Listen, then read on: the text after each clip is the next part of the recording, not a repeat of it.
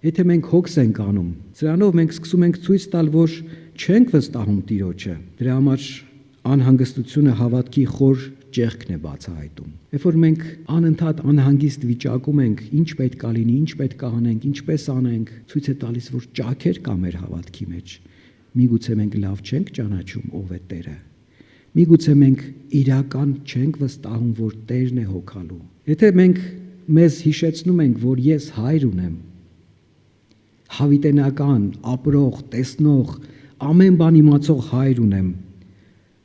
իմ վաղվա օրվա հոգսերը չեզոքանում են։ Եթե Աստված պահում է իմ կյանքի շունչը, միթե չի հոգա նաև իմ երկրավոր կարիքների համար։ Եթե Աստված հոգում է անգամ փոքրիկ թռչունների մասին, միթե չի հոգա իմ մասին, եթե այս անհանգստությունը կա իմ մեջ, սա ինչ որ ձևով օգնում է ինձ, որ ավելի լավը դառնամ։ Անհավատներն են տագնապում, որովհետև չեն ճանաչում Աստծուն։ Աստված անփոփոխ հավատարմությամբ հոգ է տանում քեզ, մի կասկածիր։